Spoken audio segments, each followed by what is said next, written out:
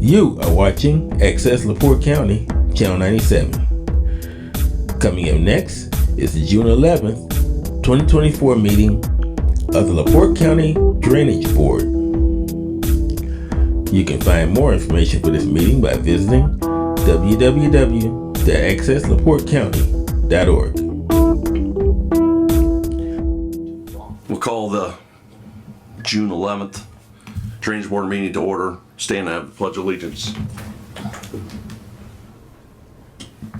I pledge allegiance to the flag of the United States of America and to the republic for which it stands, one nation, under God, indivisible, with liberty and justice for all.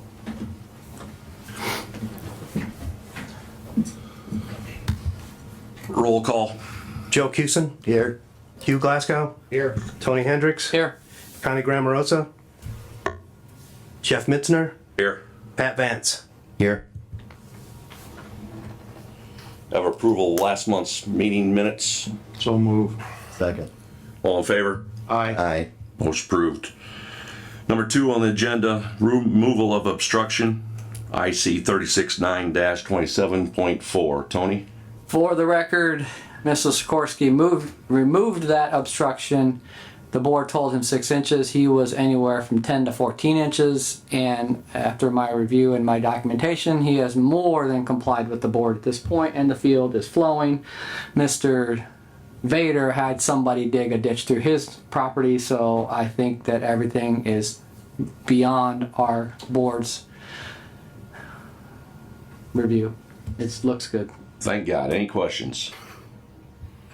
All right, moving on. Number 3, Hannah Arm. Did you get a call from that guy? Because John got a call from that. I spoke with the original complainant, Greg Warner, yesterday, and he stated that he doesn't wish to pursue the complaint any longer. We got any questions on that? Mark, you got any questions? Well, you can go home now, so thanks for coming up. Yeah. Number 4, Rodman Ditch Parker Bank Spraying. Let's open the floor to Mr. Parker. Much identification. Please state your name and your address. Harold Parker, 2602 East State Road 4, representing Tom Parker, 2252 East Division Road, LaPorte. Relationship, I'm his father. We had a ditch spraying last year. Had a state chemist come up. He sent everything to the office pertaining and closed the case. He has no more records. We tried to get some more records from him. He said it was closed. So we did. We have a yield map declaring how much. We have some pictures showing it. If you guys want to see a photograph on the phone, Jane can do that. She's got 3 or 4 foot. So I do have yield map verification that. So we sent a letter and he asked for what?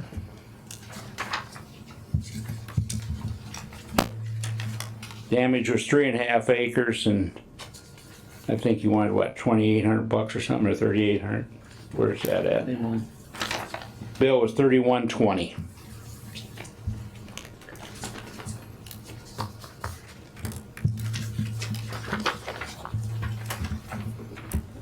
I think, in all honesty, that ditch spraying should go away from a wheeled vehicle to a drone.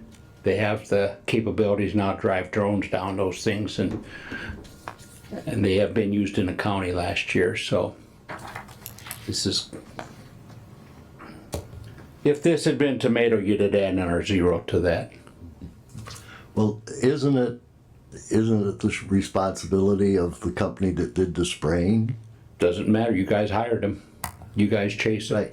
But if I hire the co-op to spray a field and they damage your field, your issue's not with me, it's... I don't have any. They did not give us that demonstration. Right. Came I'm here. saying from my... You guys, if you want us to handle, you have to give us our legal insurance and everything that way. They were not open to that, so we didn't get that. I have a question about the easement itself. I mean, we've never paid a damage on an easement before. It's like and I asked the attorney what kind of easement we have. Like, is it one like where the pipelines come in and they pay for repairing the pipeline, or is it one like county highway easement where they can come in anytime they want? But our attorney is obviously not here right now, so like I say, I cannot, and Christie cannot remember paying damages on the easement, and the damage was on easement. We asked the state chemist, you have the right to use the easement, you do not have the right to kill the crop on the easement. Well, the state. That's our authority in agriculture as state chemist. I looked at the damage before you replanted it, and I walked it after you replanted it. No. And You know, today we have yield maps, that's what we go by, so. The replanting was 40 foot wide, and most of the damage was less than 10 foot wide. No, I stand out. I thought I walked. it was a kill, but then there was damage on into the growth. And I'm just getting this all up front. I'm telling you what I'm seeing, and this is one reason why this hasn't been paid till now. I looked at the damage. It looked like herbicide carryover from the year before. The other end of the field had herbicide damage from the year before. Okay, so the state chemist comes up with 4 parts per million. 4 parts per billion damage on site, and the off site was also 4 parts per billion. I mean, where the beans weren't damaged was 4 parts per billion. Where they were damaged was 4 parts per billion. Both. So that's suspect. May I approach a bench? Yes. For you guys, these guys know what these are. Here's a ditch bank, right there, You got, okay. right there. And that's the other reason why I think that it looked like carryover from the reason before, because it was the lowest organic matter part of the field. It was a sandy ditch bank. I mean, you're not gonna get 80 bushel beans on a sandy ditch bank with less than 0.5% organic matter. That's where the damage was on the low organic part. Later, farther back in the field where you replanted, was a wet hole, part of it, and it either had, well, it hadn't been planted the first time. And I just saw the damage on the high sand. I'm just telling you what I saw. That's the legal yield, guys, to the yield map, and that's all we're going with, so. Okay, well, I'm gonna ask this question, and again, our attorney's not here. But it's no different than if, like he said, if co-op sprays, or if we talk to has anybody talked to the guy that did the spraying? I mean, he's gotta have insurance. Right, he should Have we have done that, insurance Tony? for that. Do you know? Not the Yes. first time he's dinged us. Right. Yes, he has insurance. Not the first time he's dinged us. We've got 2 people who bid for this bank spraying. And almost every drainage board I ever heard of does bank spraying. Kankakee River Commission does bank spraying. I'd hate to see it go away. I think it's a good investment for our money. We don't have a lot of money to keep these ditches clean. And if you start claims on the contractors, the bid for the bank spraying is gonna be higher. And I say start claims because we haven't had any claims before. And I'm not sure we're legally obligated to pay this claim without the attorney here. Because of I don't know what type of easement it is.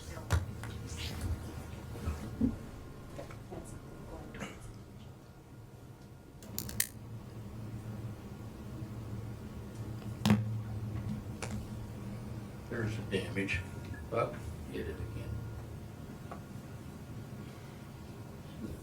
My wife won't get into her pictures, don't tell them what you get into. A lot of grandkids.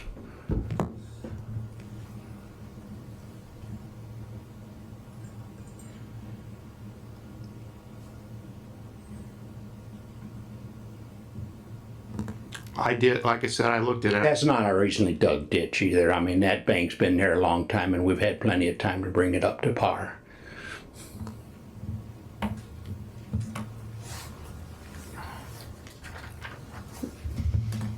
So what is the board's decision on this?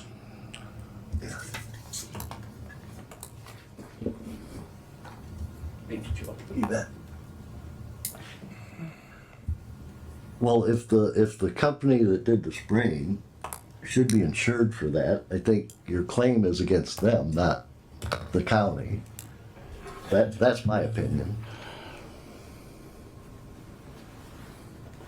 I would agree with that too. That's a first thing I thought of when I heard about this was they've got to have some sort of liability insurance to cover. Well, I agree with Mr. Parker though. We're the ones that should pay the claim, then go to the And contractor. after the contractor? Yeah. If that's the case, there again, I'm not sure that the type of easement facilitates a claim because, you know, we could go down in standing corn in the middle of summer and run it down, which we have before, and never paid damages. We never paid for wheel marks.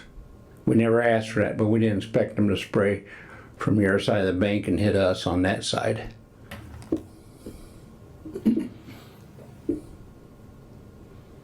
Is that where they sprayed from, was from the opposite side? Must have been. I don't know how it gone out there any other way. They don't have a boom or anything on there. They just got a wand and a pressure thing. That's, you know, a little pump. It's not a big fancy rig. Nothing like we use flow meters or anything else, know how much they put on or anything. Or what kind of chemical they present. You know, if they use a high drift chemical at a wrong time of year. We make them put in a drift agent. Well, with put some in stuff that'll work, but with any kind of dicamba, it'll still pick up and float. And whatever's cheapest that time of year, I imagine what they're buying. I don't know what they're under on state regs if they have, you know, we can't spray some products after certain dates, so. Can you explain to me why the off target was the same 4 parts per billion as the on target? I have no idea about that. I didn't go into that. And then the You other, can get into billions and parts and billions enough. If it's a damage, and let's go with it. If you're not going to pay it, then we'll have to go resolve a different direction. well, it's like I say, it's the first time we've paid the damage on a ditch, so that's why we're a little hesitant. I've been so many first timers. It's just not. We just have the records now. We didn't used to have yield maps and all the other stuff, so we can document it now, or we couldn't document it before. And with Google Earth, Tony, you know, we can get down pretty specific. Yep. I'm seeing at the other end of the field, low yields also, and it looked like. That's non-irrigated. That's where you can see the green is the irrigation. And surrounding fields, the whole county suffered from herbicide carryover in 2023 because of the dry winter. I don't know that you're putting it out there where we have no control. This is what we're talking about right here. After that, it's conjecture. Well, I would make a motion, I hate to table this again, but without the county attorney here, Which one do we have here? Who's the sitting in? Brad Adamski. that. He ground about not getting enough Table per hour next too. month when we got to the county attorney. Okay, so we have a motion on the floor to table it until we have our county attorney here. Do I have a second? Second. Well, I suggest the motion would carry instruction to the Brad Adamski, the Drain Commission, to research this and come to some solution for the board. We don't have to wait for him. We should instruct him to do something for us.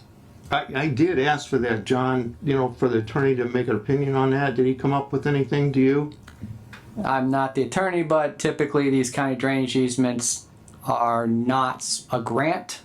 They are easements over somebody's property. What we can do within the easement is definitely something between attorneys and judges and lawyers. Well, you got oil lines and electric lines. If they come in the ground, they pay for We have an damage. easement to maintain the ditches. What we can do for maintenance is a question that I don't think has been adjudicated in court, but it's been discussed. So you would want the drainage board attorney to instruct how the drainage board should act. And he should have to research either with the county attorney, commissioner's attorney, or the state attorney general, or whoever the attorney for Mr. Parker is, and find out what the remedy is for this officially. Is that written into the motion then? So no, that's what I'm asking for now. So are we gonna amend that motion to what Tony just said? Yeah, sounds good. And I'll second that. All in favor?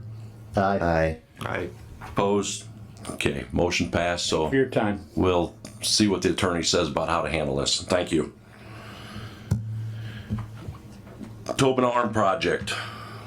On May 16th, the original requester, Ken Freeland, and his son came into the Drainage Board office and requested that the the cleaning be postponed until after the harvest in the fall. We're going in and spraying it, and are we cleaning it or we're spraying it? Clean it, I'm sorry, did I say spray? Was that the one that we just approved last week or last month, Tony? Was that the one that they came and requested that we get it done? Was that the one that we're trying to get bids on? No, it's, oh, To okay. the fall. Yeah. Right. It's the one where we only received one bid, and we're gonna put it back out for bid. When we never put it back out for bid? No, because they came in and requested that it be postponed till the fall, after the harvest. Fall. Okay, have them come back and give us a request come fall. Okay. We'll work on it. Monthly reports, Hudson Lake. Georgette Joyce, 7299 East Hudson Point Lane. So the toad hawk has been misbehaving. We had issues, to say the least, right? So we were able to get all the data for May. It went up, it was down for a couple days. It was back up until June 5th, and now it's been offline. So we've been back and forth. My gut is that we may have to just take it down, send it back, for them to figure out what's going on, because we've recharged it. We've done all the things that we can do to get it going. So that's where that stands. The lake at the last reading was about 12.5 inches above the weir. So just to kind of recap what happened in the last 3 months, according to NOAA, we got anywhere from 12 to 15 inches of rain over the last 3 months. And we opened the drain twice during that time. And when we started, before those 3 months, we were at 11.5 inches. So the net gain for the lake was only 1 inch over 3 months, which is supposed to be when we gather all our spring water to get us through the summer. So we didn't do a good job in making sure that that happens. So what time will tell. Hopefully we'll have rain and not a lot of evaporation. We've been very windy, so I'm sure we've had a lot of evaporation just because of that, because we did notice when we keep track of things that that's a result of that. As far as we know, there's been no incidents on the lake. Thank you to John for sending out the updated spreadsheet with regards to the recording of levels.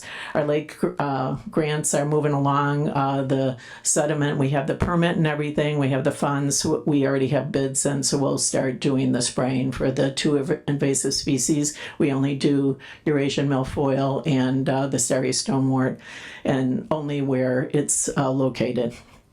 And then we also have the bids for the sediment removal. We did a re-look at the scope, and it's going to be reduced a bit. Still doing both sites, but making it more affordable, because we were going to have to raise $100,000 to match the grants, and we're going to get that down closer to 50. And we're comfortable with what the DNR came up with as far as the adjustment. We applied for the permit, and we're just waiting for that to come back. Still have to do the fundraising, but it's looking better. And then we're still working to get back on track with the meetings for the drain management, so we could do that. And I'm going to be out of town next month, so if there's anything significant to report, I'll send a report to John, and then he can share it. So are you closed now? We're closed, yeah. When's the last time it was open? I think we closed it May. I don't remember.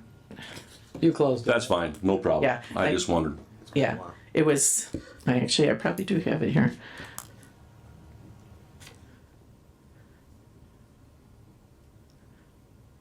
It was closed May 13th. What was the lake level that day? the 13th, it was 15.6 inches, and we're at 12 as of June 5th, and it's lowered since then. Okay. So, yeah. So it's nerve wracking because as soon we have so much sediment on the bottom, we get too low and people, they can't even put their boats out. You know, and they're paying big, huge property taxes with no lake advantage. So hopefully the dredging will help because that'll put in some channels, but not for everybody. It's only going to cover, we probably have 7 areas to cover and we're going to cover 2 of them. So. Okay. Anybody else got any questions? For the board's information, we installed a gauge on top of the weir that we had made so we can see how many inches it is above, and we're working, because we saw the same thing in the Toll Hawk. We're working on some other way to double check the Toll Hawk and any readings that we know whether it's getting wonky or what the level is. So we're physically looking at the level above the weir now. Okay. So we can see that? Do we have to be If you're on a boat, you can see it. Okay. All right.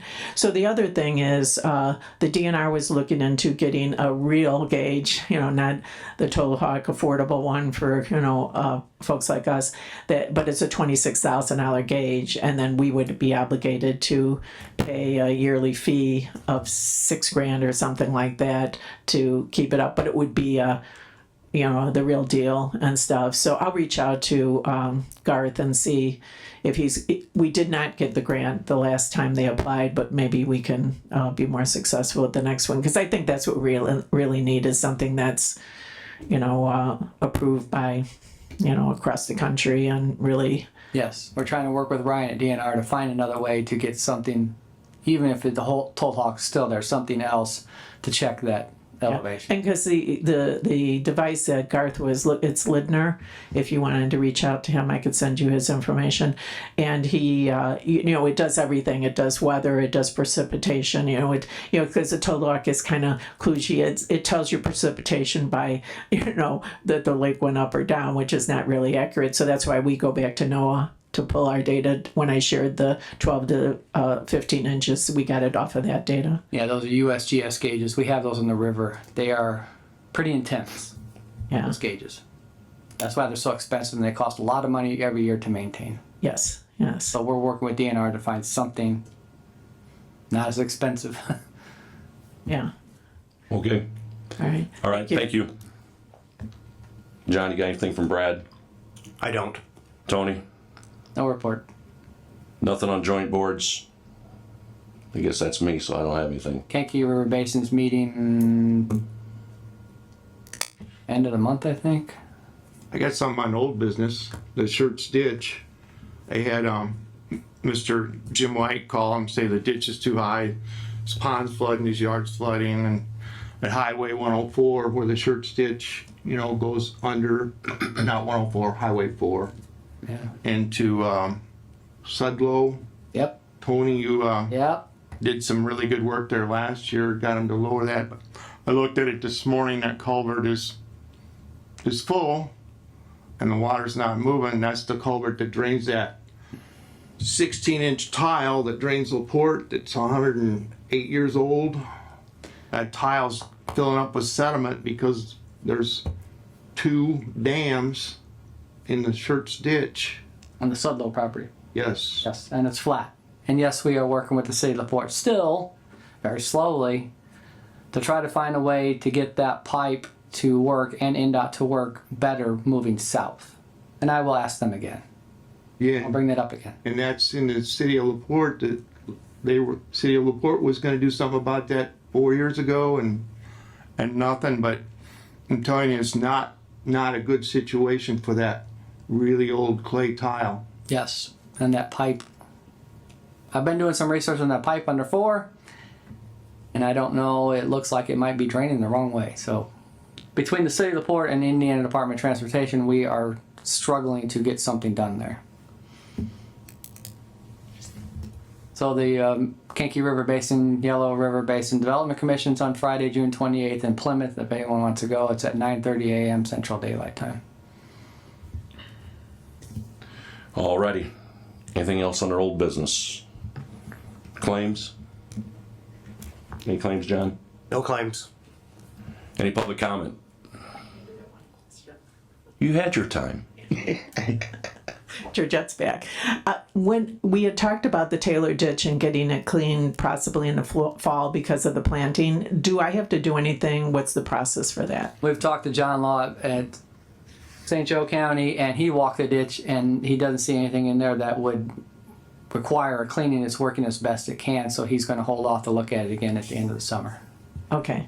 Because he didn't see it. He did see that one tree down, but he didn't see anything that he's seen over the decades of experience that it would necessitate a cleaning right now at this time. Okay. Doesn't work very well at all. Just doesn't work. It's just flat and Because before the owner of the pig farm that had the issue with the water, she used to go out and pull things out, but she's older now and she can't do it herself, and that's why she was saying. yeah. John's going to look at that section for us too at the end of the summer. All right, thank you. Any other public comment? All right, we'll adjourn. Next meeting be Yeah, what? fair weekend. Yeah, fair work. We're not doing that Motion to adjourn. Hold on. for the public's information. Did I ask for that? We're not going to have a meeting during Yeah. Fair Week. We will skip the July meeting, and then the next meeting will be Good question. August 13th. August 13th. Next meeting will be August 13th, 8:30 in this room. No July meeting. Now we will adjourn. Motion to adjourn. Second. Don't need one. Motion to adjourn doesn't need a second. It doesn't need one.